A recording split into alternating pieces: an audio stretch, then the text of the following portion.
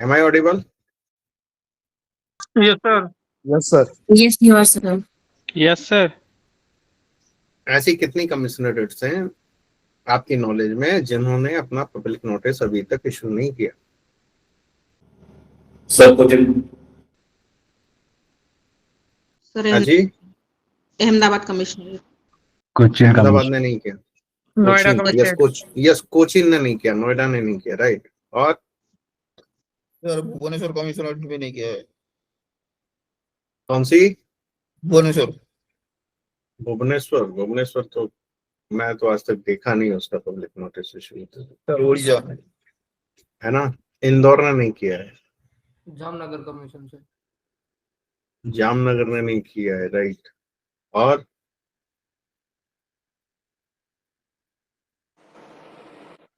Sir Delhi. Correct. और मुंबई। मुंबई ने तो कर दिया था, लखनऊ का भी नहीं है। मुंबई ने तो कर दिया था, हाँ सर कलकत्ता। राइट। एनीवेज, अब ना ये कमिश्नरेट वाइज नोटिफिकेशन जो पब्लिक नोटिसेस हैं वो इशू करने का कोई फायदा है नहीं, कोई फायदा है। जब ये लोकल लेवल पे होता था तो करने का फायदा था, अभी तो ये सिर्फ फॉर्मेलिटी है, क्योंकि जब सेंट्रलाइज एग्जाम है तो नोटिफिकेशन एक ही इशू होना चाहिए, isn't it? Yes sir. Yes, sir. तो पब्लिक नोटिस एक ही होना चाहिए। अच्छा, और जो जितने भी कमिश्नरेट्स इशू कर रहे हैं वो एक दूसरे को कॉपी कर रहे हैं। एक बंदे ने अगर कोई गलती की है तो सभी लोग वही गलती करेंगे, ऐसे ही है। Yes sir. जी sir. Yes sir. Yes, sir. देखिए, ये सबसे पहला एडवर्टीजमेंट नासिर ने इशू किया हुआ था, है ना। अगस्त में आया था, अगस्त के लास्ट में आया था, यही था। ये क्या कहता है? ये कहता है applications are invited from Indian citizens to appear in the online written examination for issuance of license to act as a custom broker। तो एप्लीकेशन इनवाइट किए हैं एज ए कस्टम ब्रोकर काम करने के लिए, और with regard to CBLR 2018, CBLR 2018, ठीक है। एप्लीकेशन कैसे फाइल करनी है? All application must be submitted only in online mode. अगर आपकी डेट छूट जाती है, अगर आपका ऑनलाइन एप्लीकेशन फाइल नहीं होता है, तो ऑफलाइन एप्लीकेशन फाइल करने या उसमें ऑफलाइन अमेंडमेंट का कोई प्रोविजन नहीं है, ध्यान रखिएगा। लास्ट ईयर एक बंदा एग्जाम देने से इसीलिए रह गया कि उसने अपलोड किए हुए थे डॉक्यूमेंट्स और सब कुछ कर लिया था, पेमेंट पे गया, पेमेंट हुआ उसका, मतलब उसके अकाउंट से डिडक्ट हो गया, पर वहां जाके CBLMS के पोर्टल पे जाके और रिफ्लेक्ट नहीं हुआ with in that particular limit of time. उसने दोबारा किया, लास्ट डेट निकल चुकी थी, हुआ ही नहीं, बहुत चक्कर काटे, उसका वो एग्जाम दे ही नहीं पाया। इसलिए सबसे पहली सलाह कि वैसे लास्ट डेट क्या है आपकी? 13th नवंबर, सर। आपके CBLMS पोर्टल पे 14th ऑफ नवंबर दिखाई दे रही है। आप मान के चलिए आपके लिए लास्ट डेट जो है वो 10th ऑफ नवंबर है। Is it clear? Right, sir. Yes sir. Yes, sir. क्योंकि हम लास्ट डेट के लिए बैठे नहीं रहेंगे। अगर आप लास्ट डेट के लिए बैठे रहे तो हो सकता है आप एग्जाम में ही अपीयर ना हो पाओ, ठीक है। दूसरी बात,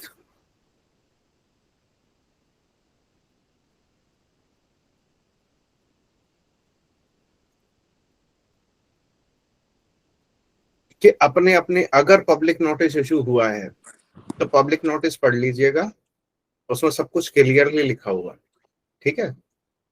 अब एक और महत्वपूर्ण बात कि सभी जगह सभी लोगों के जो एप्लीकेशन फाइल होने हैं सब में एक यूनिफॉर्मिटी ये आ गई है कि डॉक्यूमेंट्स की लिस्ट एक ही है, एक जैसे डॉक्यूमेंट्स आपको सबमिट करने हैं, ठीक है।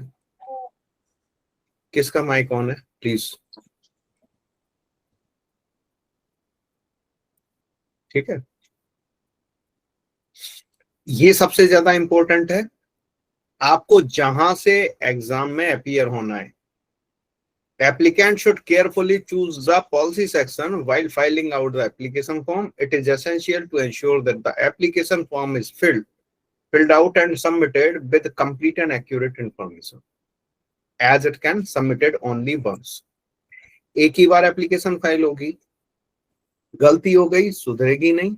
एक बार once it is submitted then submitted, there is no scope of edit after final submission. Is it clear? Yes, sir. So this should be kept in mind.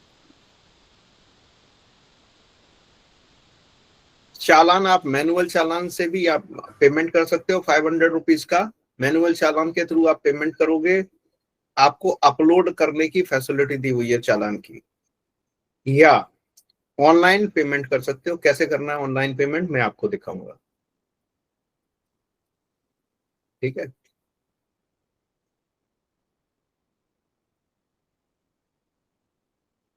अगर कुछ भी आपने गलत डिक्लेयर किया, मिस डिक्लेरेशन किया, आपका फॉर्म रिजेक्ट कर दिया जाएगा। या जो भी इंफॉर्मेशन है उसके बिना आपने सबमिट किया, प्रॉपर इंफॉर्मेशन के बिना, तो फिर रिजेक्ट कर दिया जाएगा। एलिजिबिलिटी लिस्ट निकलेगी 8 दिसंबर के पहले, 8 दिसंबर के पहले, ठीक है।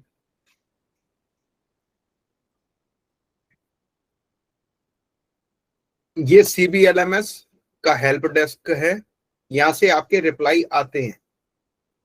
अगर कोई परेशानी है CBLMS को आप इस ईमेल आईडी पे मेल कर सकते हो। Is it clear? Yes, sir. ठीक है,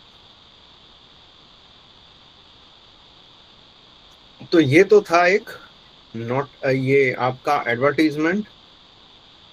और जो सबका नेता है, जो सबसे पहले चलता है, मुंबई कमिश्नरेट, ये उसका पब्लिक नोटिस है। मुंबई कमिश्नरेट को ज्यादातर कमिश्नरेट्स फॉलो करती हैं, आपको पता होगा। Do you aware? Yes, sir. Yes sir. Yes sir. Policy section तो कम से कम एज इट इज फॉलो करता है। अगर मुंबई कमिश्नरेट कहता है कि हम कहीं और से पास किए हुए बंदे का का जी कार्ड या एफ कार्ड नहीं बनाएंगे, तो सारी कमिश्नरेट ऐसा करना शुरू कर देती हैं, इररिस्पेक्टिव ऑफ कि पुराने सिस्टम में ये वैलिड था, आज के सिस्टम में ये वैलिड नहीं है। पैन इंडिया बेसिस पे जो एग्जाम पास करके आ रहा है, वो चाहे दिल्ली से अपीयर हुआ हो या मुंबई से, एग्जाम एक ही था, एलिजिबिलिटी एक ही है, इजंट इट? पहले होता था कि मुंबई का पेपर टफ आता था, चेन्नई का इजी आता है, कलकत्ता का इजी आता है, दिल्ली का ठीक आता है, तो बंदा मुंबई से जाके चेन्नई में पास कर रहा है, मुंबई से जाके कोलकाता में पास करके और फिर मुंबई में लाइसेंस अप्लाई कर रहा है। पहले ऐसा होता था, बट आज की डेट में ऐसा नहीं है। एग्जाम एक ही है, तो फिर आप डिस्क्रिमिनेशन कैसे कर सकते हो? Isn't it? एनीवेज, ये कहता है conduct of online application under regulation 6 of custom broker licensing regulations 2018 by the national academy of customs indirect taxes and narcotics Palasamudram to be held in the first quarter of year 2026। First quarter में exam होगा। आप मान के चलिए कि 18 मार्च से 20 मार्च के बीच में एग्जाम होता है। लास्ट 3 इयर्स आप देख लीजिए उठा के, ठीक है। तो 3rd वीक ऑफ मार्च में एग्जाम होता है। ये CBLR का प्रोविजन दिया हुआ है। और policy section means the customs commissionerate having jurisdiction over the area where the applicant intends to carry on business. तो आप कैरी ऑन बिजनेस जहां करना चाहते हो, first 2 years of your life of your licence, जहां आप काम करना चाहते हो वो पॉलिसी सेक्शन आपको ऑप्ट करना है, या जहां आपके पास आपका क्लाइंटेल है वहां से आपको एग्जाम पास करना चाहिए। मेरा सजेशन है। Is it clear? कहां से अप्लाई करूं? इसका सीधा सीधा जवाब ये है, जहां आपके पास काम है या जहां काम आपके पास होने की उम्मीद है वहां से अप्लाई करिए, राइट? या जहां से आप कंफर्टेबल हैं, अगर आपके पास कोई काम धंधा रोजगार अभी नहीं है, जहां से कंफर्टेबल है वहां से अप्लाई करिए, ठीक है? चूज क्या करना है? The complete F category exam and licence application must be submitted from 14th of October 2025 to 13th of November 2025, ठीक है? तो 13/11 तक फॉर्म सबमिट होंगे, ऑनलाइन मोड में फाइल होंगे, CBLMS पोर्टल पे फाइल होंगे, ठीक है? और पेमेंट फीस का करना है 500 रुपीज। ये एग्जाम का पैटर्न दिया हुआ है, 150 क्वेश्चंस होते हैं, +3 फॉर ईच करेक्ट आंसर आपको ग्रांट होता है, -1 डिडक्ट कर लिया जाता है इनकरेक्ट आंसर, ठीक है? मैक्सिमम मार्क्स 450 हैं, क्वालिफाइंग मार्क्स 270 हैं। सुना ये गया है कि हो सकता है नॉट कंफर्म, हो सकता है कि माइनस मार्किंग इस बार हट जाए, ये सुना है, हर्ड फ्रॉम समवेयर, ठीक है? अगर ऐसा होता है तो 2 चीजें होंगी। पहली बात, वो जो पैटर्न था एलाइड एक्स वाला वो एज इट इज कंटिन्यू रहेगा। दूसरी बात कि आपके पास होने की संभावनाएं फिर भी बढ़ जाएंगी, राइट? Yes sir. जी सर। 60% में पास होना है। Yes sir. अच्छा, किसी का मेरे पास फोन भी आया था उसके लिए कि अगर कोई दिव्यांग जन है, मतलब अ पर्सन विद डिसेबिलिटी है, तो उनको अपना सर्टिफिकेट लगाना चाहिए। उसका रीजन है कि इंटरव्यू में उनको बेनिफिट मिलेगा उस चीज का, ठीक है? एक बात। दूसरी बात ये कि साउंड माइंड का सर्टिफिकेट तब भी देना पड़ेगा, ऑल्दो डॉक्टर से जो लिखवाएंगे और ये लिखवाएंगे कि फिजिकली फिट वाला वर्ड हटा देंगे, बाकी साउंड माइंड तो लिखेगा। दिमाग ठीक होना चाहिए, राइट? हाथ पैर भले ही काम ना करे पर दिमाग अगर चल रहा है तो ये लाइसेंस आपको मिल सकता है, राइट? तो ये अगर आप डिसेबल हैं तो आप अपना एक सर्टिफिकेट जरूर लगाइएगा, ठीक है?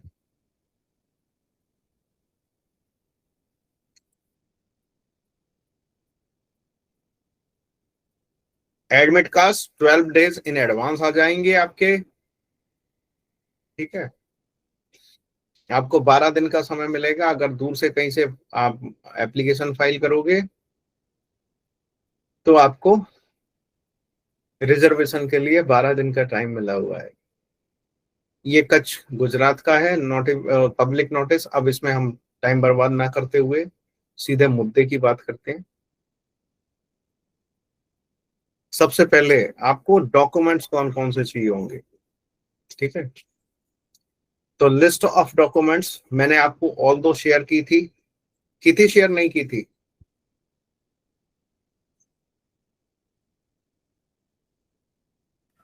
किया था। किया था, yes sir. Yes sir. Right.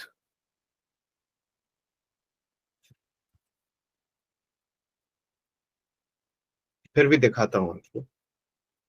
कौन कौन से डॉक्यूमेंट्स हैं बता।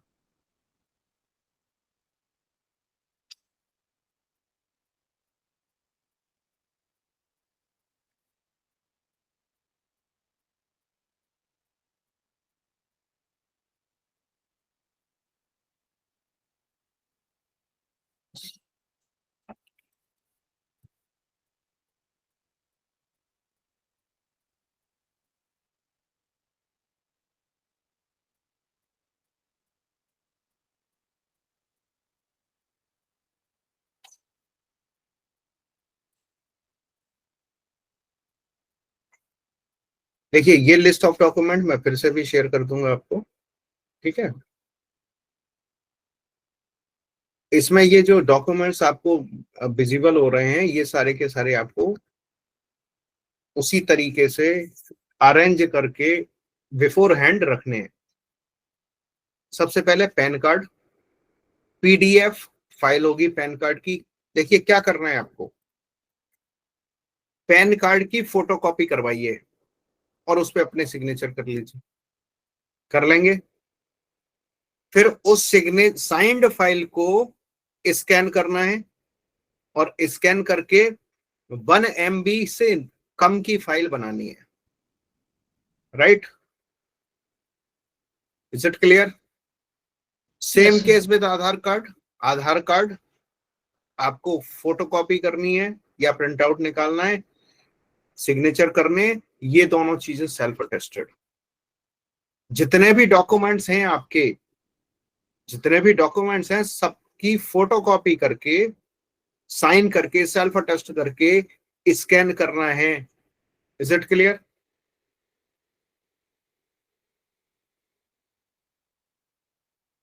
Definitely that should match. Pan card पे सिग्नेचर होते हैं, उन्हीं उसी के जैसे सिग्नेचर करने हैं। आपके सिग्नेचर होंगे आपके पैन कार्ड पे, पैन कार्ड के और आपके सिग्नेचर, पैन कार्ड पे जो प्रिंटेड है वो सिग्नेचर और आपके सिग्नेचर मैच करने चाहिए। पैन कार्ड पे जो फोटो है वो आपके फोटो से मैच करना चाहिए, अदरवाइज किसी और का पेन चिपका दो, राइट?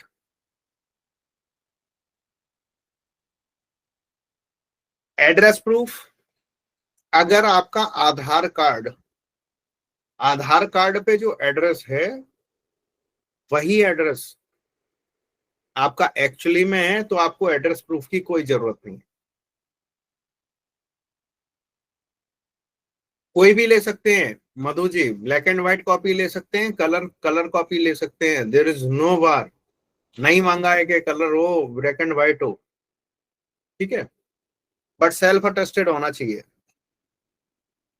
एड्रेस प्रूफ आप ये कर सकते हैं कि आपका जो आधार कार्ड है वही यूज कर सकते हैं। अगर आधार कार्ड में जो एड्रेस है उसके अलावा कोई दूसरे एड्रेस पे आपको किसी दूसरे एड्रेस पे कम्युनिकेशन चाहिए, मतलब आपका एड्रेस वो नहीं है जो आधार कार्ड पे मेंशन है, तो आप एक रेंट एग्रीमेंट करवा लीजिए। रेंट एग्रीमेंट के साथ वहां के एक इलेक्ट्रिसिटी या टेलीफोन बिल या कोई ऐसा बिल जो एड्रेस को प्रूफ करता हो उसकी कॉपी, मतलब रेंट एग्रीमेंट प्लस आपका इलेक्ट्रिसिटी बिल, ये दोनों चीजें आपको अटैच करनी पड़ेंगी। दोनों की एक ही पीडीएफ फाइल बनानी है, उसको सेल्फ अटेस्ट करना है। Is it clear? पहले सेल्फ अटेस्ट करना है कॉपी को, उसके बाद स्कैन करना है, और आपका rent agreement plus electricity bill एक ही फाइल में जाएंगे। और वो फाइल ज्यादा से ज्यादा कितने MB की हो सकती है? 10 MB की। 10 MB, ठीक है, और 10 MB बहुत होता है। फोटो आपका JPEG में होगा या JPG में होगा, 500 KB का फोटो होगा, इससे बड़ा फोटो एक्सेप्ट नहीं करेगा। क्वेश्चन आंसर सेशन बाद में, पहले मेरी बात सुन लीजिए। सिग्नेचर आपको प्लेन पेपर पे सिग्नेचर कर लेने हैं, उसका फोटो खींच लेना है। JPEG फोटो होगा या JPG होगा 100 KB तक का, 100 KB छोटा सा होता है, 100 KB तक का सिग्नेचर आपको अपलोड करना है। ये जो लिमिट्स हैं, इससे ज्यादा बड़ी फाइल होगी वो अपलोड नहीं लेगा। और कई बार क्या होता है कि वो अपलोड दिखा देता है पर अपलोड होता नहीं है, तो वो बड़ी दिक्कत होती है। ठीक है, ऐसा कई लोगों के साथ हुआ था लास्ट ईयर कि जब उन्होंने अपलोड कर दिया और दिखा रहा है, वो वहां ओपन करके देख रहे हैं, यहां दिखा रहा है, पॉलिसी सेक्शन में जाके उसने वो सारे डॉक्यूमेंट्स नहीं दिखे।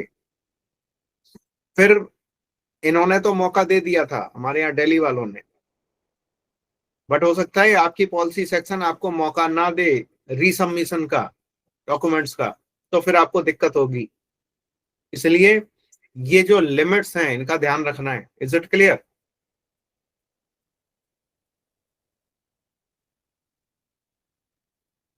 एजुकेशन क्वालिफिकेशन, ये एजुकेशन क्वालिफिकेशन में भी आपको क्या करना है, हर आपकी जितनी मार्कशीट्स हैं या सर्टिफिकेट्स हैं उनकी पीडीएफ अलग अलग बनानी है। ठीक है, बनानी कैसे है? कोई फोटोकॉपी करो, अटेस्ट करो और तब उसको स्कैन करो। ठीक है, पीडीएफ फाइल होनी चाहिए 1 MB की, अलग अलग फाइल 1 MB की, जितने डॉक्यूमेंट्स हैं उतनी फाइल्स 1 MB की। Is it clear?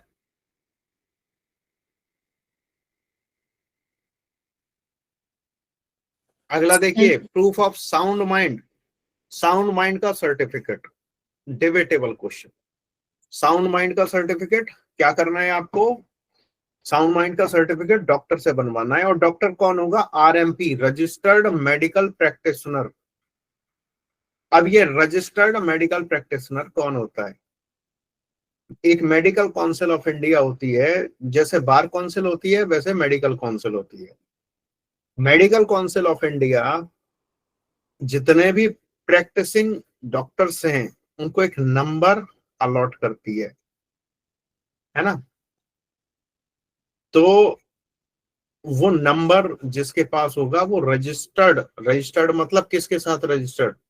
Medical council के साथ रजिस्टर्ड मेडिकल प्रैक्टिशनर होगा। Is it clear? ये जो रजिस्टर्ड मेडिकल प्रैक्टिशनर है वो लिख के देगा कि आपका दिमाग बिल्कुल ठीक है, आप पागल नहीं हो। Is it clear? Yes sir. क्योंकि वो जो 3 कमिश्नर बैठे होते हैं ना वहां, वो समझ नहीं पाएंगे आपको देख के कि आप पागल हो कि नहीं हो। इसलिए इनको पहले डॉक्टर से सर्टिफिकेट लेना है, या वहां जब आप एग्जाम देने जाओगे तो ऐसी हरकतें ना करने लगो कि लोग समझ जाएं कि पागल हो। वहां जो इन्विजिलेटर्स होते हैं, वहां जो जितना स्टाफ होता है वो नहीं समझ पाएगा कि आप पागल हो। राइट? तो कोई बात नहीं, आप अपने पागल ना होने का सबूत नासिन को दोगे। Is it clear? तो प्रूफ ऑफ साउंड माइंड आप दोगे। उसके पहले था ड्यूली फिल्ड फॉर्म ए।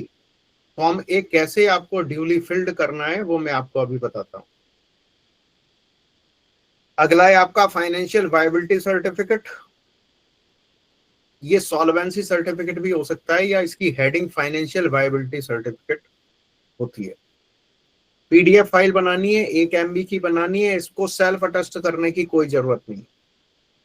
साउंड माइंड के सर्टिफिकेट को सेल्फ अटेस्ट करने की कोई जरूरत नहीं है। Is it clear?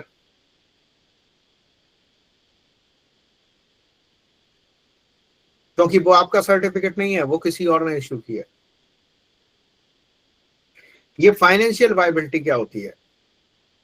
Financial viability ये होती है कि आपकी जेब में इतना पैसा है कि जब गवर्नमेंट आपको लाइसेंस देगी तब आप 5 लाख रुपए जमा कर पाओगे। ऑल्दो आपके पास पैसा ना भी हो तब भी आप किसी के साथ टाई अप करके भी लाइसेंस ले सकते हो। तो ये वाली जो कंडीशन है at the time of examination, ये भी गलत है, बट स्टिल है तो है, तो कोई बात नहीं। ये फाइनेंशियल वायबिलिटी सर्टिफिकेट मतलब आपके पास इतना पैसा है कि आप 5 लाख रुपए जमा कर पाओगे। इसका सर्टिफिकेट आप सीए से ले सकते हो या आप बैंक से ले सकते हो। प्रीफर करिए कि बैंक आपको दे दे, पर बैंक जब तब देता है जब आपका या तो बैलेंस हो उतना या आपसे एफडी करवाएगा। अपने आप को स्ट्रेच मत करिएगा एफडी करवाने में, ठीक है। मैं पहले सालों में कई बार बहुत सारे स्टूडेंट्स ऐसे होते थे जिनके पास पैसा नहीं होता था, उधार ले लाके एफडी करवाते थे और तब उनको ये फाइनेंशियल वायबिलिटी सर्टिफिकेट मिलता था। तो मैं आपको ये सजेस्ट करता हूं कि अगर ऐसी कंडीशन है तो आप बिल्कुल सीए का सर्टिफिकेट बनवाइए और लगाइए। कोई है हमारे यहाँ सीए जो इस काम के लिए रेडी हो तो आपके पास आ सकते हैं ये लोग। मुझे बाद में दे दीजिएगा अपना number, if you are interested मैं रिकमेंड कर दूंगा, ठीक है।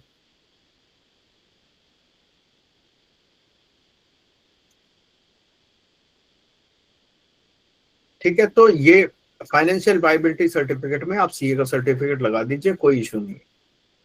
और फीस का पेमेंट TR6 चालान के थ्रू कर सकते हो। जो लोग पोर्ट पे काम कर रहे हैं वो दोनों में से कोई भी कर सकते हैं। बाकी आप लोग एज ए जनरल पीपल आप ऑनलाइन ही पेमेंट करिएगा। ऑनलाइन पेमेंट हो रहा है, कल ही मैंने किया है, ठीक है। कल मैंने एक एप्लीकेशन फाइल की है और that is successfully accepted. Is it clear? Yes, sir. ये सारे डॉक्यूमेंट्स इन सारे फॉर्मेट्स में जब आप बना लोगे, लगा लोगे, तब आप एलिजिबल होगे फॉर्म सबमिशन के। अब मैं आपको ये दिखाऊंगा कि फॉर्म ए कैसे आपको भरना होता है।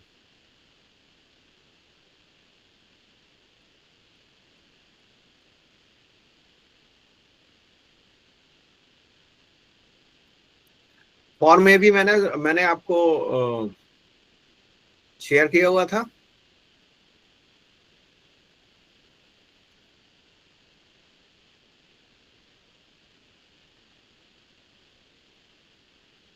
जब मैंने लाइसेंस लिया था तब ये फॉर्म ए ड्राफ्ट किया था, ठीक है। तो हमेशा फॉर्म का फॉर्मेट देखा जाता है, ठीक है। क्योंकि अगर CPLR वाला फॉर्म ए यूज करोगे तो उसमें क्या होगा, उसमें स्पेस बड़ी कम है राइटिंग के लिए, तो आप लिख नहीं पाओगे। इसमें आप टाइप भी कर सकते हो। ये मैंने आपको एडिटेबल कॉपी दी है। इसमें इसी को आप एडिट करके अपना नाम लोकेश कुमार श्रीवास्तव की जगह अपना नाम भर दीजिए, एड्रेस की जगह अपना एड्रेस लिख दीजिए, आपका फॉर्म ए रेडी हो जाएगा। Isn't it? Okay, sir. तो मैंने आपको फॉर्म ए की एडिटेबल कॉपी इसीलिए दी है और साथ के साथ अपना नाम इसलिए भरा है, अपना नाम इसलिए भरा है सो दैट कि आपको आइडिया हो कि कैसे फॉर्म सबमिट करना है, कैसे इसको टैकल करना है, किस कॉलम में क्या आपको डिक्लेयर करना है। Is it clear? क्योंकि यही गलती करते हैं लोग और उनके फॉर्म रिजेक्ट हो जाते हैं। Form A is the most sensitive form with respect to your rejection of forms। तो ये बड़ा जरूरी है कि form A properly filled in हो, ठीक है। सबसे पहला column name of the applicant, ये तो आपको पता ही है, इसमें कुछ बताने की जरूरत है। Full address of the applicant. अब देखिए अभी क्या हुआ था, लास्ट ईयर एप्लीकेंट जो हो सकता था वो सिर्फ प्रोपराइटर बिजनेस हो सकता था। कौन?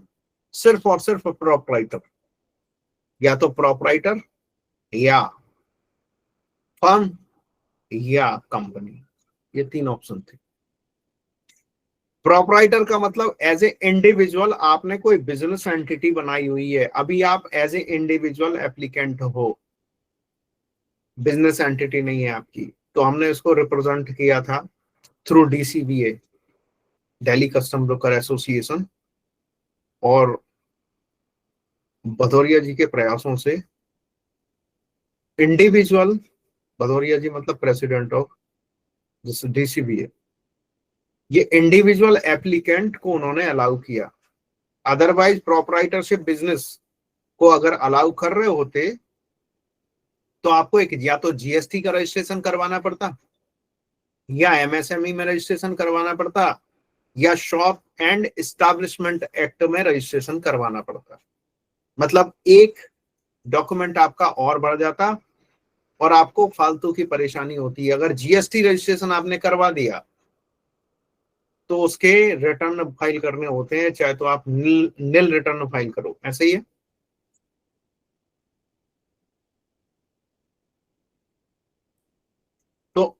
तो एप्लीकेंट, अगर आप कंपनी के थ्रू अप्लाई कर रहे हो, अभी at the time of examination company के थ्रू अप्लाई कर रहे हो तो यहाँ कंपनी का नाम आएगा। अदरवाइज एज ए इंडिविजुअल आप एप्लीकेंट हो तो इंडिविजुअल का नाम आएगा, फुल एड्रेस आपका आएगा, आधार कार्ड आपका आएगा, जो एग्जाम में अपीयर हो रहा है। ये तीनों कॉलम उसके हैं, ठीक है। फोर्थ कॉलम ये कहता है name, permanent account number and address of each of the partners of the firm or the director of the company as the case may be, in case the applicant is a firm or a company। आप अगर individually file कर रहे हैं application तो ये आपके लिए not applicable है। क्यों? क्योंकि आप इंडिविजुअल हो, आप ना तो फर्म हो ना कंपनी हो। ये किसके लिए है ये कॉलम? फर्म या कंपनी के लिए। आप अगर चाहें ये लिखने के बाद नॉट एप्लीकेबल बीइंग इंडिविजुअल, आप अपना pan card and address mention कर सकते हो, ठीक है। और अगर वैसे जरूरत है नहीं, आप चाहें तो कर भी सकते हैं। Names of its partners or directors who will actually be engaged in the work as a custom broker in case the applicant is a firm or a company। वैसे ये नॉट एप्लीकेबल है आपके केस में, क्योंकि you are not a firm, not a company, you are an individual. But still वो बंदे की detail जो एक्चुअली में एग्जाम में अपीयर होगा, जो एक्चुअली में एज ए कस्टम ब्रोकर काम करेगा, तो वो बंदा जो है उसका नाम और उसका पैन नंबर यही मांगा है। Names of its partner directors, ठीक है, और पैन नंबर। तो ये दोनों चीजें हमने यहां मेंशन कर दी, क्योंकि एक्चुअली में जो काम करेगा कस्टम का वो ये बंदा करेगा। 6 कहता है educational qualification of each of the persons who may be engaged as a custom broker। अब अगर कंपनी होती और कंपनी 4 लोगों को इस एग्जाम में अपीयर करवा रही होती, कंपनी एप्लीकेंट होती है, कंपनी के ब्याह पे 4 लोग, 10 लोग, 15 लोग, 20 लोग, जैसे कॉनकोर ने एक साथ 15 लोगों को बैठाया था, ठीक है। तो अगर कंपनी होती तो जितने लोग एग्जाम में अपीयर हो रहे होते उनकी सबकी डिटेल यहां आ जाती। आप इंडिविजुअल हो, है ना, तो सिर्फ आपकी डिटेल आएगी। आपने जो एजुकेशनल क्वालिफिकेशन की हुई है आप यहां मेंशन कर दोगे, उसमें ये जरूर दिखाओगे कि बेसिक क्वालिफिकेशन और जिसके बेसिस पे आप एग्जाम दे रहे हो। जैसे मैंने एमबीए के बेसिस पे दे रहा हूं तो एमबीए लिखूंगा। एलएलएम अब हो गया, पहले एलएलबी के बेसिस पे एग्जाम होता था, तो एलएलबी या एलएलएम, जो भी एलएलएम के बेसिस पे आप अपीयर हो रहे हो तो एलएलएम लिखोगे, उसके बाद सारी डिग्रीज लिख सकते हो। तो एजुकेशनल क्वालिफिकेशन आपकी जो भी है तो यहां मेंशन करनी है। कितने अटेम्प्ट यहां समझ लीजिए, total number of attempts the applicant has made in the examination referred to in regulation 9 of the custom। total number of attempts the applicant has made कर चुका है, कितनी बार एग्जाम दे चुका है यहां डिक्लेयर करना है। तो आपने प्रीवियसली कितने अटेम्प्ट्स दिए हुए हैं वो आप लिखोगे। अगर पहली बार एग्जाम दे रहे हो फर्स्ट अटेम्प्ट लिख दीजिए, या यहां 0 अटेम्प्ट लिख दीजिए, तब भी चल जाएगा। मतलब कि अभी तक कोई एग्जाम नेवर अपीयर्ड लिख दीजिए, अभी तक नहीं दिया। और वैसे ये अगर पहली बार दे रहे हो फर्स्ट अटेम्प्ट लिखोगे, ठीक है। अदरवाइज ये पूछता है कि आप कितनी बार अपीयर हो चुके हैं ऑलरेडी, तो यहाँ वो डिक्लेयर करना होता है कि कितनी बार अपीयर हुए। ठीक है Sir, that 3 includes bar, the- sir, 3 बार दे चुके हैं, चौथी बार दे रहे हैं तो 4th अटेम्प्ट आप लिखोगे। ठीक है, या 3 लिखोगे सिंपली। वहां ये कॉलम नहीं है। एप्लीकेशन जब फाइल करते हो उसमें क्लियरली है कि कितनी बार एग्जाम दिया है, तो आपको 3 वो जो वहां आपको डिजिट्स में बताना होता है कि कितनी बार एग्जाम दिया है, किसमें, CBLMS पोर्टल पे। ठीक है, आप कुछ पूछ रहे थे, बताइए। sir, actually, in this column, suppose sir, I have given 2 attempts so far. This is my 3rd attempt. So you may write 3rd attempt, okay, या आप सिंपली 2 attempts utilized ये भी लिख Okay. सकते हैं, okay. 3rd attempt or 2 attempts utilized. है ना, Thank you, sir. Right. या आप फर्स्ट अटेम्प्ट नेवर अपीयर्ड, ये किसी ने सजेस्ट किया है अभी, ये भी लिख सकते हो। That is also good, that is also good. ये डिक्लेरेशंस हैं, और ये बहुत सारे लोगों ने 2019 में गलती की थी कि ये डिक्लेरेशंस को, वैसे तो डिक्लेरेशन है, आपको इसके सामने कुछ भी नहीं लिखना होता है। डिक्लेरेशन मतलब मैं उद्घोषित कर रहा हूं, मैं अपना डिक्लेरेशन दे रहा हूं, तो उसके सामने लिखने की जरूरत नहीं है। बट स्टिल ये ऐसा मांगते हैं कि ये कॉलम फिल्ड होने चाहिए।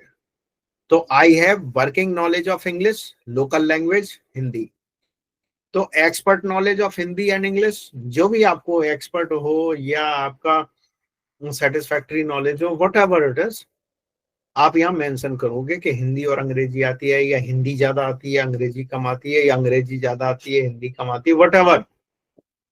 वैसे ना हमें और आपको काम चलाओ हिंदी अंग्रेजी दोनों ही आती है, तो आप डिक्लेयर कर सकते हो। ठीक है, I have not earlier applied to act as a custom broker and no such application was rejected, accepted.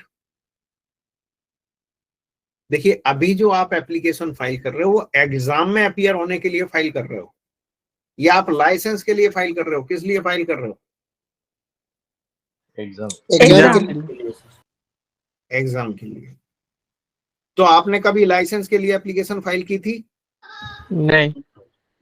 नहीं की ना अभी तक। तो जब एप्लीकेशन फाइल ही नहीं की तो ना रिजेक्ट होगी और ना एक्सेप्ट होगी, isn't it? Yes, sir.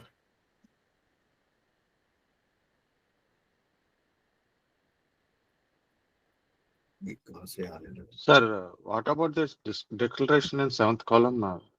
Is it clear? Hello, sir. What about this declaration in 7th column? About the attempt? Am I audible? Am I audible? Sir, Yes, sir. Yes, Right. Yes. तो आपने कभी अभी तक application licence grant के लिए तो कभी नहीं फाइल की, तो आप क्या लिखोगे? Never applied for a custom broker licence, नहीं अप्लाई किया ना, नहीं, sir.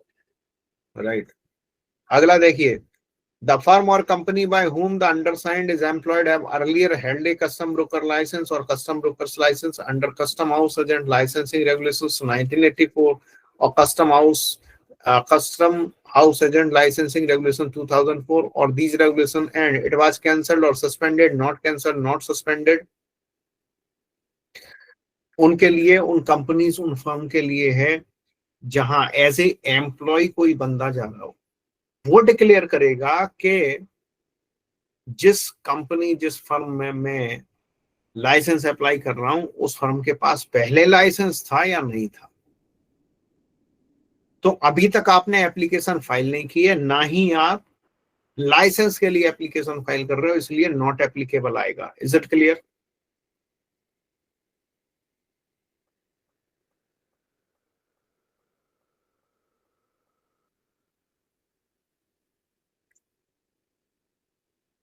और अगला कॉलम है the अंडरसाइंड the person proposed to be employed by me have not been penalized, convicted, or prosecuted under any of the provisions of Custom Act 1962, the Central Excise Act 1944, and the Finance Act 1994. जो व्यक्ति यहाँ sign कर रहे हैं और वो व्यक्ति जो एक्चुअली में एग्जाम में बैठ रहा है, इसका मतलब ना तो कंपनी पे जो एप्लीकेंट है, या तो कंपनी एप्लीकेंट होगी या इंडिविजुअल होगा। कंपनी अगर एप्लीकेंट है तो कंपनी पे कभी भी कोई पेनल्टी ना लगी हो कस्टम एक्ट में, एक्साइज एक्ट में, फाइनेंस एक्ट में। जो बंदा एग्जाम में अपीयर हो रहा है उस पर कोई पेनल्टी ना लगी हो कस्टम एक्ट में, फाइनेंस एक्ट में, सेंट्रल एक्साइज एक्ट में। अगर पेनल्टी लगी हुई है पहले तो आपको लाइसेंस नहीं मिलेगा। Is it clear? एक भी पेनल्टी आप पे पहले से इम्पोज्ड है तो आपको लाइसेंस नहीं मिलेगा। ये बात नोट करके रख लीजिए। अगर आपने यहाँ यस कर दिया आपको एग्जाम में भी अपीयर नहीं होने दिया जाएगा। Is it clear?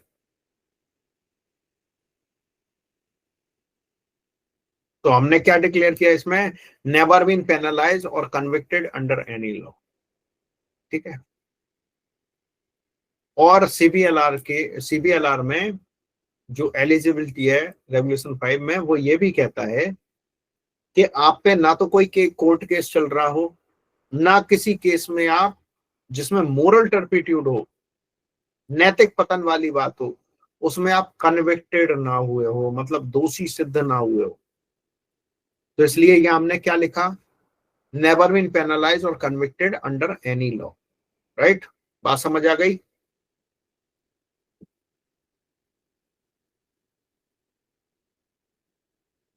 Yes sir. यहाँ आपके एजुकेशनल सर्टिफिकेट्स की डिटेल्स आएगी, क्या क्या आप इसके साथ में फॉर्म के साथ लगा रहे हो। या फाइनेंशियल आ जाएगी, सॉल्वेंसी सर्टिफिकेट का नंबर आ जाएगा, डेट आ जाएगी, इशू किसने किया है, अगर सीए नहीं किया है तो सीए का नाम आ जाएगा, बैंक ने किया है तो बैंक का नाम आ जाएगा।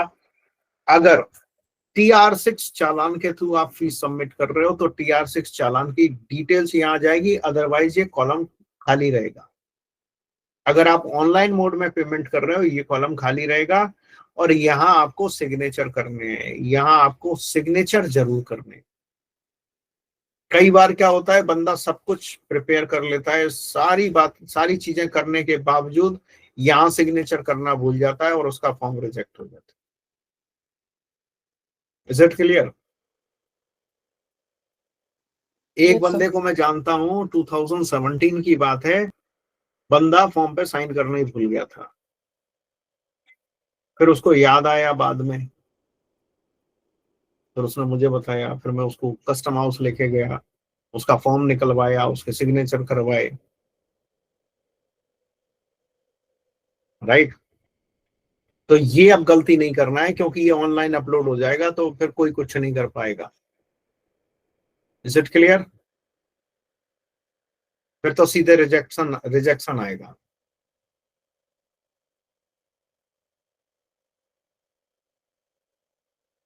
इतनी बात समझ आ गई? आगे की बात करूं? Yes, sir. List of documents furnished according to Regulation 2013.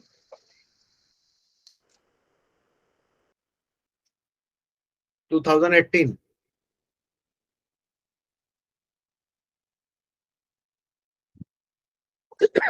आप 18 और 13 के चक्कर में क्यों पढ़ रहे हो? आप तो लिस्ट ऑफ डॉक्यूमेंट ये जो प्रिस्क्राइब्ड हैं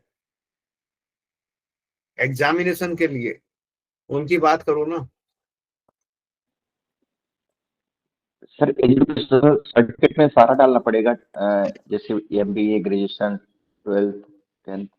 देखिए कौन कौन सी क्वालिफिकेशन की मार्कशीट्स लगानी है। 10th की मार्कशीट लगानी है, 12th की लगानी है, ग्रेजुएशन की लगानी है, और post graduation MBA, LLM, whatever जिसके बेसिस पे आप एग्जाम में अप्लाई कर रहे हो उसकी लगानी है। अच्छा, जी कार्ड वाले बड़े ध्यान से सुने, जी कार्ड वाले हैंड रेज करिए। जी कार्ड वाले जितने हैं जो जी कार्ड के बेसिस पे एप्लीकेशन फाइल करेंगे।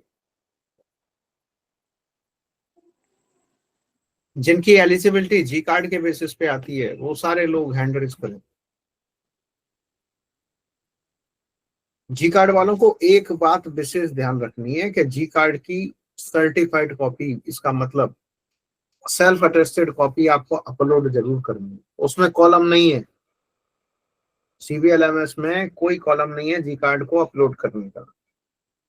बट स्टिल अदर्स में जाओगे जहां एजुकेशनल क्वालिफिकेशंस हैं, वहां अदर्स के लिए एक कॉलम है। अदर्स में जाओगे, डिस्क्रिप्शन में लिखोगे जी कार्ड और वहां अपलोड कर दोगे। Is it clear? तो सर जी कार्ड एमबीए का जरूर, फाइनल जी कार्ड जरूर अपलोड करना है। सर डिक्लेरेशन में क्या सबमिट, डिक्लेरेशन में क्या मेंशन करना है? कौन से डिक्लेरेशन में? जो फॉर्म ए में है। फॉर्म ए के डिक्लेरेशन मैंने अभी अभी बताया ना आपको।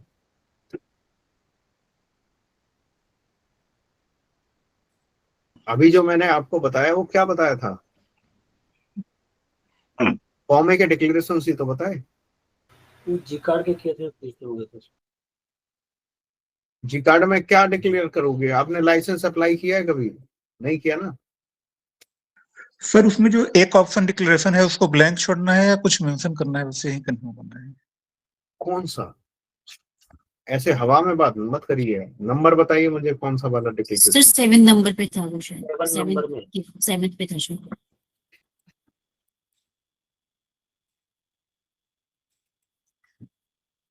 7 का ए और बी पे सर ने एक्सप्लेन कर दिया ना। ए हाँ के जी। ऊपर एक डिक्लेरेशन कर दिया।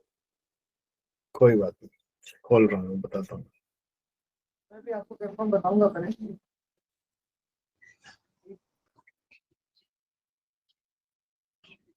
Good morning sir. मॉर्निंग जी। अभी ये क्वेश्चन आंसर सेशन नहीं है, अभी थोड़ा सा होल्ड रखिए। मैं सारे सवालों के जवाब दे दूंगा, पहले मुझे अपनी बात बताने दीजिए। हो सकता है आपके सवाल का जवाब बीच में मिल जाए। कौन सा वाला डिक्लेरेशन बताइए इनमें से? ABCD कौन सा? सर ए के ऊपर जो है डिक्लेरेशन लिखा है जो। D के ऊपर? सर 7 नंबर, जो 7 नंबर 7 है। नंबर में तो सारे के सारे डिक्लेरेशन है। सर 7 के 7 जस्ट में बाद आप देखोगे ना नीचे 7 आई have working knowledge of English. अच्छा, सर- ये डिक्लेरेशन के सामने हाँ जी, ये यहाँ declaration। क्या लिखना है? जी सर, हाँ जी यहाँ सर, कुछ नहीं लिखना है, ये डिक्लेरेशन वाला कॉलम है बस। ठीक है सर। मतलब इसके नीचे डिक्लेरेशन से लिखे हुए हैं, बस ये बताता है। Sure sir, thank you. ठीक है ना, इसमें कुछ नहीं लिखना है। राइट।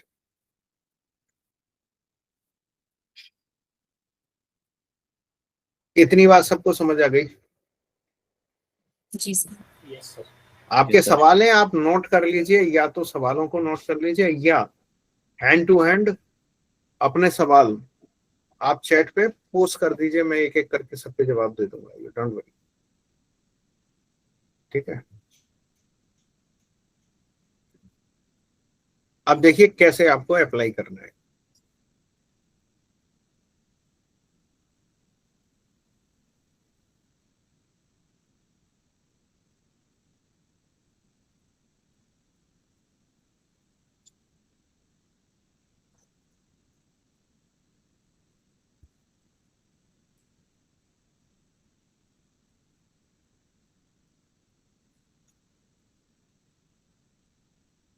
गूगल में गए,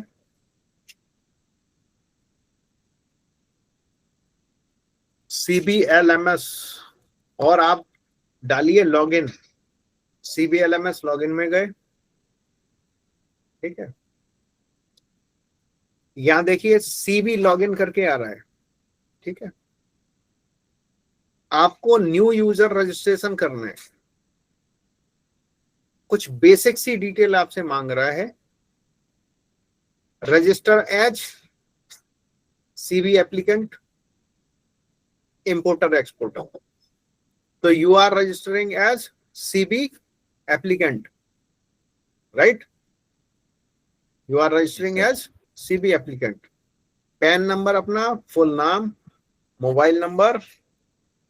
ईमेल आईडी, पासवर्ड बनाएंगे अपने, पासवर्ड यहाँ क्रिएट करेंगे आप, ठीक है।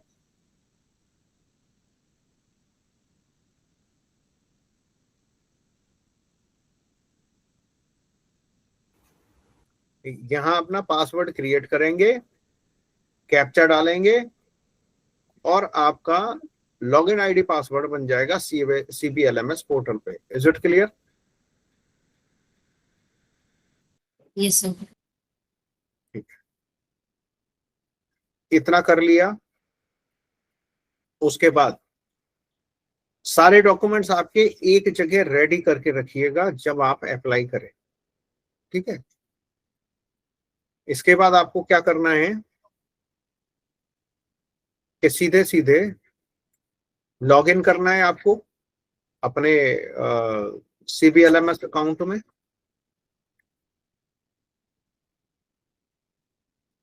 लॉगिन के लिए हमेशा आपका जो पैन कार्ड नंबर होता है वो आपका लॉगिन आईडी होता है। Is it clear?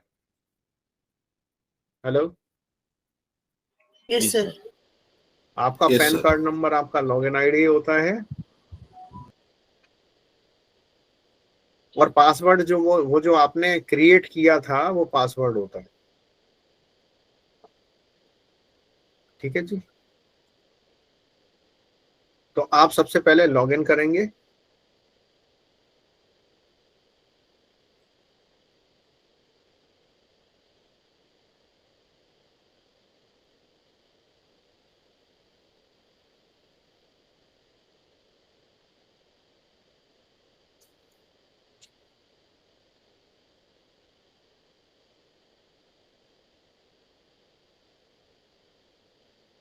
अपना यूजर नेम और पासवर्ड डाल के।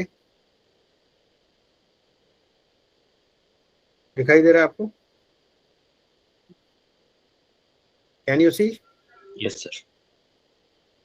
ठीक है, अपना यूजर नेम डालेंगे,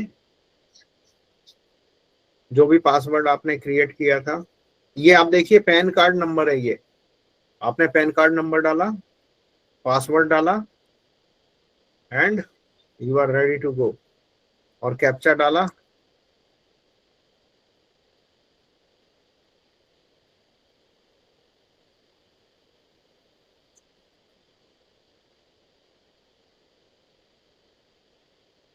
अच्छा, इसका कैप्चा जो आता है ना वो पेमेंट के टाइम पे तो और भी बड़ा ऐसा आता है कि जो डिकोड करना बड़ा मुश्किल होता है।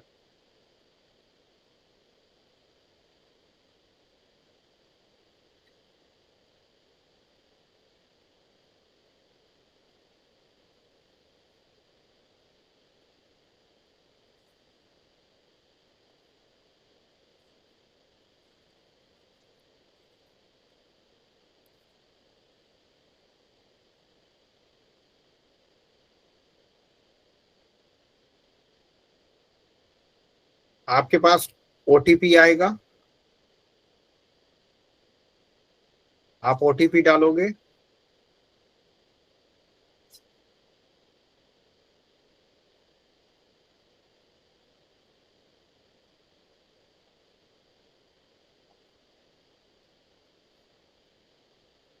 कंफर्म करेंगे।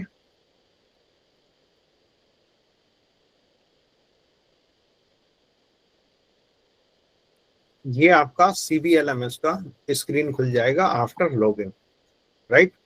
ये आपकी पुरानी एप्लीकेशन दिखाई दे रही है, और अनटिल एंड अनलेस यहाँ डिस्पोज लिखा हुआ नहीं आएगा, ये डिस्पोज, तब तक आपकी नई एप्लीकेशन फाइल नहीं होगी। Is it clear? जिसके स्क्रीन पे डिस्पोज नहीं लिखा आ रहा है वो अपनी लोकल कमिश्नरेट को कांटेक्ट करके इसको डिस्पोज करवाएंगे पहले। Is it clear? Yes sir. सबसे पहले डिस्पोज करवाएंगे, और अगर आपने डिस्पोज नहीं करवाया है तो आपकी एप्लीकेशन फाइल ही नहीं होगी, right. Is that clear?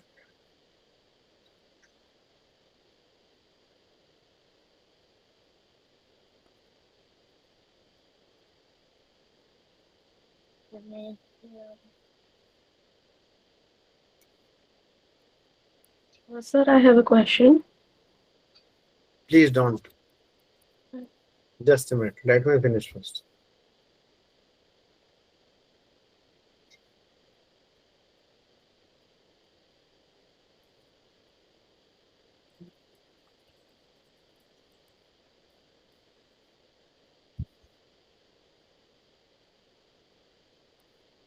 Screen is not coming up. अभी तो मेरी समझ से आ रही है स्क्रीन? यही सर। आ रही है sir. Yes, Yes, it's sir, आ रही है। visible. आ रही है सर। आ रही है सर? आ रही है? हाँ, इट्स विजिबल। अब देखिए, सबसे महत्वपूर्ण बात, इसमें 3 या 4 आपके पास ऑप्शन आ रहे होते हैं, उसमें से आपको ऑप्शन कौन सा सिलेक्ट करना है ड्रॉप डाउन लिस्ट से। Application for F card exam and subsequent issuance of CB licence, ठीक है, ये वाला ऑप्शन आपको सिलेक्ट करना है एग्जामिनेशन में जाके। इसमें आपको अपनी डिटेल्स फिल करनी है। यहाँ पेरेंट कमिश्नरेट कहाँ से आप एप्लीकेशन फाइल करना चाहते हो ये बड़ा इंपॉर्टेंट है। दिल्ली वाले दिल्ली सिलेक्ट करेंगे, मुंबई वाले मुंबई, मुंद्रा वाले मुंद्रा और चेन्नई वाले Chennai. Is it clear? Individual है, प्रोप्राइटरशिप है, फर्म है, कंपनी है, कौन एप्लीकेंट कौन है उसका नाम यहाँ आएगा, मतलब उसका स्टेटस आएगा। तो यहाँ एज ए इंडिविजुअल बंदा अप्लाई कर रहा है तो इंडिविजुअल आएगा, ठीक है।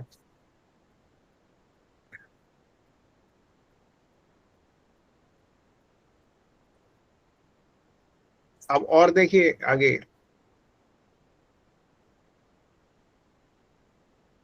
पैन कार्ड यहाँ अपलोड करना है। अपलोड योर पैन कार्ड कह रहा है, यहाँ आपने पैन नंबर डालना है, ये पैन कार्ड अपलोड कर देना है, ठीक है। क्योंकि आप इंडिविजुअल के रूप में अप्लाई कर रहे हो तो प्रोप्राइटरशिप का प्रूफ आपसे नहीं मांगेगा, मतलब आपको अपलोड करने की कोई जरूरत नहीं है। GSTIN आपके पास है नहीं तो आपको अपलोड करने की कोई जरूरत नहीं है। इसको सेव करेंगे, एप्लीकेशन को सेव करेंगे। Is it clear?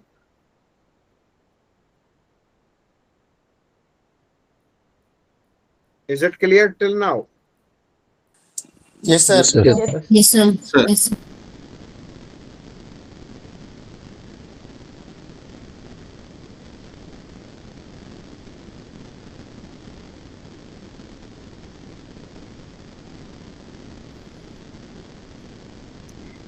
देखिए, ये पहला वाला आपकी पहली डिटेल्स एप्लीकेंट डिटेल फिल हो गई है, राइट?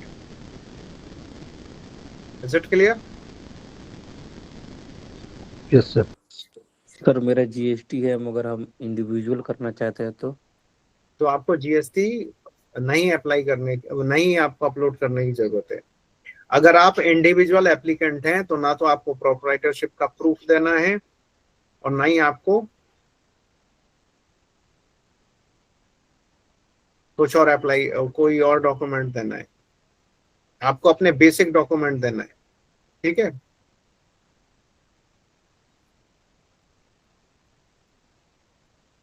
अगली स्क्रीन करस्पॉन्डेंस एड्रेस खुलेगा। अगली स्क्रीन करस्पॉन्डेंस एड्रेस डालेंगे। एड्रेस प्रूफ के बारे में मैंने आपको बताया ही था, बताया था ना? हाँ जी सर। राइट, जी सर। ये आपने एड्रेस भर दिया। अपलोड एड्रेस प्रूफ आ रहा है, जो भी आपका एड्रेस प्रूफ है अपलोड करेंगे और ऐड एड्रेस करेंगे। उसके बाद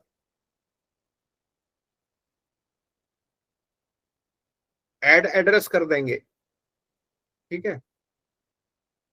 अभी देखिए, ये जो आपने ऐड किया वो नीचे दिखने लगा एड्रेस। ऐड कॉन्टेक्ट पर्सन करेंगे। अब जैसे कंपनी है, कंपनी में कंपनी के नाम से आपने एड्रेस डाल दिया, बट वहां कांटेक्ट किसको करना है तो वो कांटेक्ट पर्सन का नाम आप यहां दोगे।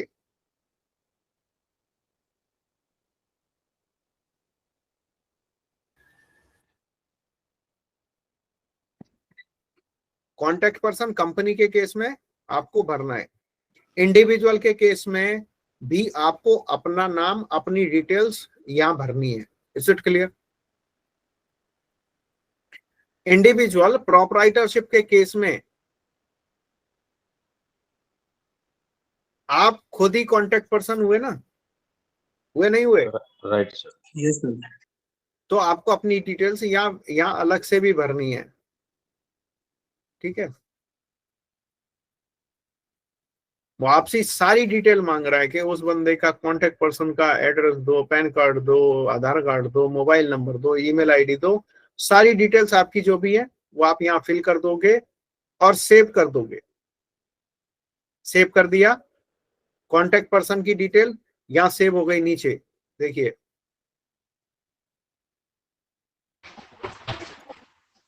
सर आपने जो पिन नंबर डाला है वो सिटी का डाला है या डिस्ट्रिक्ट का डाला है? मैडम सिटी का डालना होता है पैन, अब वो पिन नंबर तो। Okay sir. ठीक है, उसके बाद कैंडिडेट का डिटेल आएगा।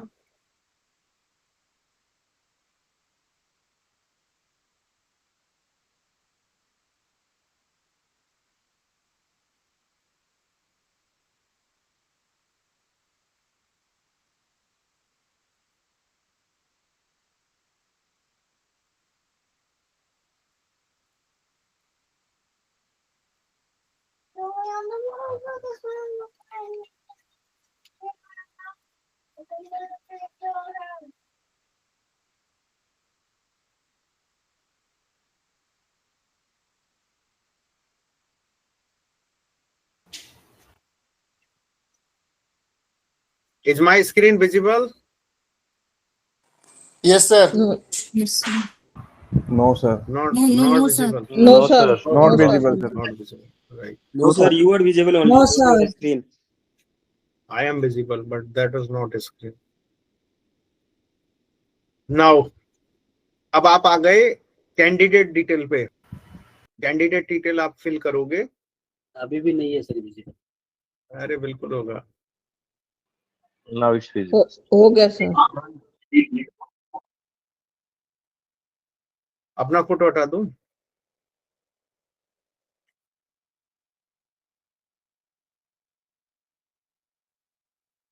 अभी आप आ गए कैंडिडेट डिटेल पे, ठीक है? पैन कार्ड आपको अपलोड करना पड़ेगा, और जो आपने अपलोड किया है वो यहाँ से व्यू भी कर सकते हैं, ठीक है? आधार कार्ड अपलोड करना पड़ेगा डिटेल्स फिल आउट करने के बाद, ठीक है? पैन कार्ड, आधार कार्ड, ये सब कुछ आपको अपलोड करना पड़ेगा। आप देख रहे हैं ये आपने डेट ऑफ बर्थ डाल दी, जेंडर, पैन कार्ड, आधार कार्ड, और ये आपसे एक डिक्लेरेशन मांग रहा है। I hereby voluntarily submit my self-certified physical copy of Aadhaar card as per Regulation 5 of Custom Local Licensing Regulations 2018। तो आपसे ये UIDAI की वेबसाइट से वेरीफाई करने की कंसेंट इन्होंने ले ली है, ठीक है? तो ये आपने अपलोड कर दिए। अब यहाँ आ गया आपका एजुकेशनल क्वालिफिकेशन, ऐड करते जाओगे और आप अपने डॉक्यूमेंट्स अपलोड करते जाओगे, राइट? Is it clear?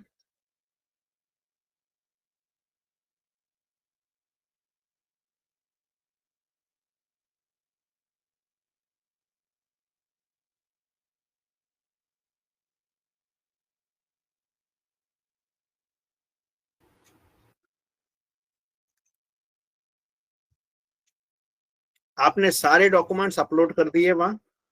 उसके बाद ये आएगा आपका डिक्लेरेशंस वाला कॉलम, जहां आपको डिक्लेरेशंस फाइल करने हैं। ये डिक्लेरेशंस क्या क्या कहते हैं देखिए एक बार। ये कहता है whether the candidate is a retired group A officer from Indian revenue services, custom and indirect taxes. तो आप IRS नहीं है, नो कर दीजिए। प्रूफ ऑफ साउंड माइंड का सर्टिफिकेट यहाँ अपलोड करना है फाइल चूज करके। Is it clear? Yes, sir. Working knowledge of English Hindi ये डिक्लेयर करना है, right? Hello, Yes, sir. Yes, sir. Yes, sir. Yes, sir.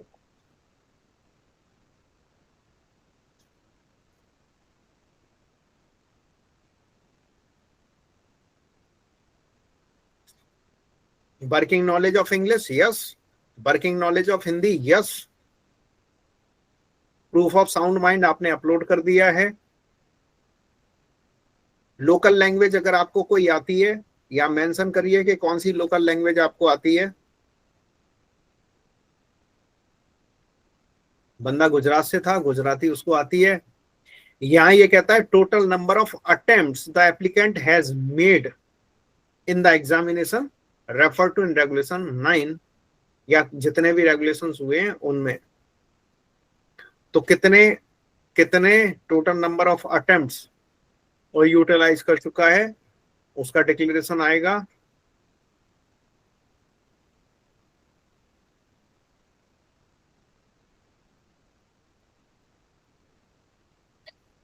Right? या प्रूफ ऑफ फाइनेंशियल वायबिलिटी आएगा, उसका फाइनेंशियल सर्टिफिकेट का नंबर आएगा, फाइनेंशियल सर्टिफिकेट की डेट आएगी, और आप सेव कर देंगे. और यस, फॉर्म ए अपलोड करेंगे. यहाँ चूज फाइल में जाके फॉर्म ए अपलोड करेंगे.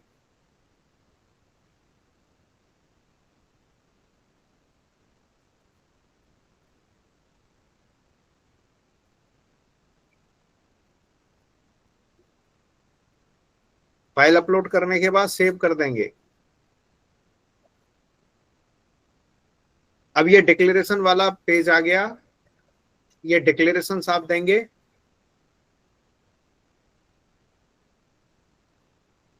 वही सारे डिक्लेरेशंस हैं जो आपने फॉर्म ए में सबमिट किए हुए हैं. Neither been convicted by competent court for an offence nor any criminal proceeding is pending. तो ये यस करना है. ये यहाँ the firm or a company by whom the undersigned is employed have earlier held a custom broker agent और custom broker license, तो उसमें आपको नॉट एप्लीकेबल लगाना है, क्योंकि कभी लाइसेंस था ही नहीं. तो जब लाइसेंस नहीं था तो ना वो सस्पेंड होगा, ना वो रिवोक होगा, ना कोई पेनल्टी लगेगी. और यहाँ आपको बताना है कि आप पे कोई पेनल्टी लगी है नहीं लगी है. तो नीचे ऊपर वाला कहता है कि लगी है. The undersigned, the person proposed to be employed by me have been penalized. Penalty लगी है. नीचे वाला कहता है कि पेनल्टी नहीं लगी है. तो जहां पेनल्टी नहीं लगी है वो वाला आपको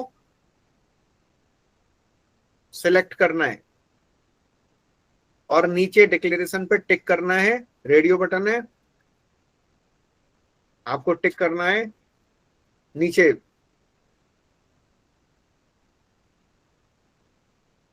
कि मैं कंफर्म करता हूं कि ये जो डिटेल्स मैंने दी है वो सही है. राइट? और सेव कर देना है.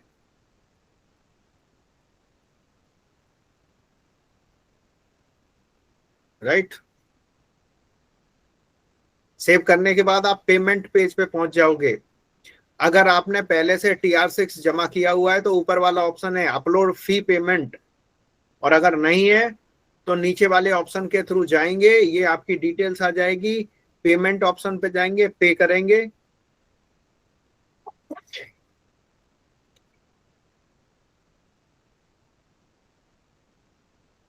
पेमेंट गेटवे खुलेगा भारत कोष का. इसमें से कोई भी एक एग्रीगेटर बैंक सेलेक्ट करेंगे. HDFC की ये इन्होंने सक्सेस रेट भी बताई हुई है. HDFC की सक्सेस रेट सबसे ज्यादा है, तो HDFC सेलेक्ट कर लीजिएगा. यहाँ देखिए ये कैप्चा जो आ रहा है बड़ा खतरनाक वाला कैप्चा है, ध्यान रखिएगा इसका.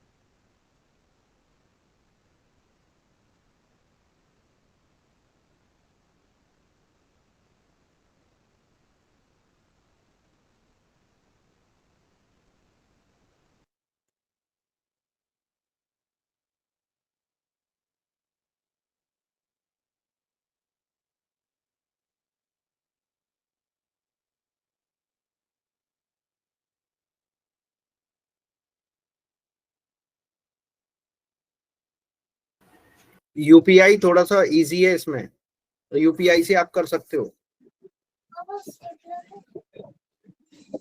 सर आपने एचडीएफसी सिलेक्ट किया?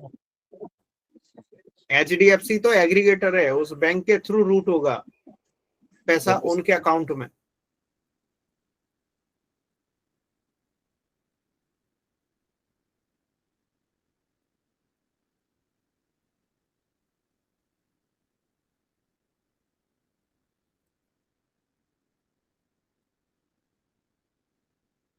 पेमेंट हो गया, ट्रांजैक्शन समरी आपके पास आ गई।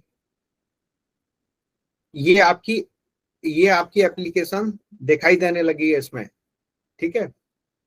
इसमें आप देखोगे कि स्टेटस आ रहा है, ऊपर वाली एप्लीकेशन ड्राफ्ट आ रहा है, ये ड्राफ्ट आ रहा है स्टेटस। इसको आप एडिट कर सकते हो, व्यू कर सकते हो, डिलीट कर सकते हो। अभी जब तक फाइनल सबमिशन नहीं हुआ, आप एडिट में जाओगे, अपनी सारी डिटेल्स चेक करोगे, फिर से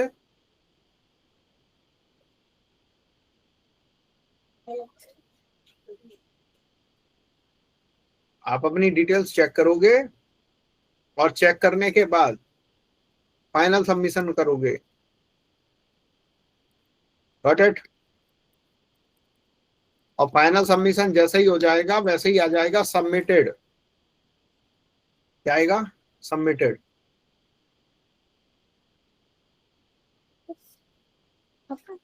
स्टेपलर है।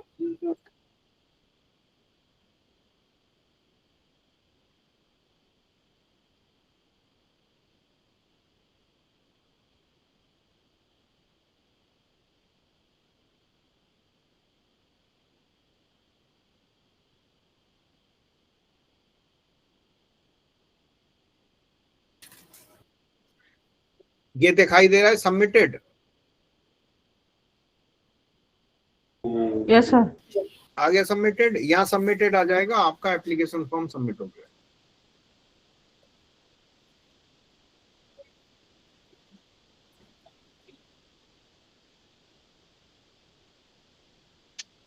This is how you need to apply. अब बताइए आपके सवाल जो भी हैं।